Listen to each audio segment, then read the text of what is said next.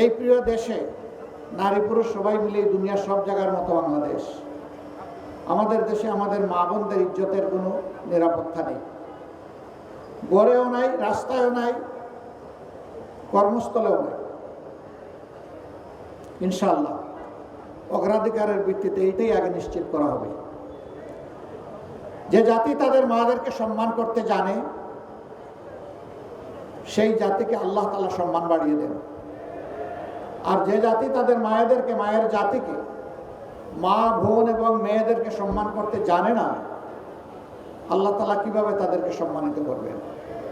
দুইজন মানুষ ছাড়া সবাই মায়ের গর্ভ থেকে দুনিয়ায় এসেছে, হযরত আদম আলাইহিস সালাম এবং হযরত হাওয়া আলাইহিস সালাম। বাকি সবাই মায়ের পেট থেকে দুনিয়ায় এসেছে। হযরত ঈসা ইবনে মারইয়াম আলাইহিস সালামের বাবা ছিলেন না, কিন্তু মা ছিলেন। মায়ের ঋণ শোধ করা কোনো সন্তানের পক্ষে সম্ভব নয়। সেই মাকে একটু সম্মানও দেখাবো না, এর চাইতে বড় জুলুম আর কি হতে পারে? ইনশাআল্লাহ আমরা তাদের সম্মানটুকু এবং নিরাপত্তাটুকু ইনশাআল্লাহ আমরা নিশ্চিত করব। আল্লাহ যেন আমাদেরকে তাওফিক দান করেন। যুবক বন্ধুরা, তোমরা তৈরি হয়ে যাও বাংলাদেশের দায়িত্ব গ্রহণ করার জন্য।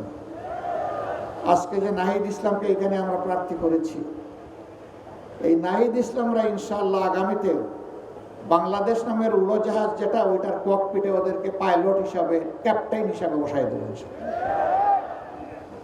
আর আমরা গিয়ে পিছনের সিটে প্যাসেঞ্জার হিসাবে বসবো। আমরা বিশ্বাস করি বাংলাদেশকে সঠিক গন্তব্যে এরা নিয়ে যাবে ইনশাআল্লাহ। বাংলাদেশের উন্নয়ন কেউ ঠেকাতে পারবে না। এদেশের মানুষ মেধাবী এবং পরিশ্রমী। অতীতের নেতৃত্বের মধ্যে সততার অভাব ছিল, তাদের মধ্যে দুর্নীতি থেকে হাতকে মুক্ত রাখার সেই শপথ ছিল না, দেশের প্রতি দায় ছিল না। এই জন্যেই বাংলাদেশ আগাতে পারেনি। আমরা আশা করব যুবকরা আমাদেরকে হতাশ করবে না ইনশাআল্লাহ।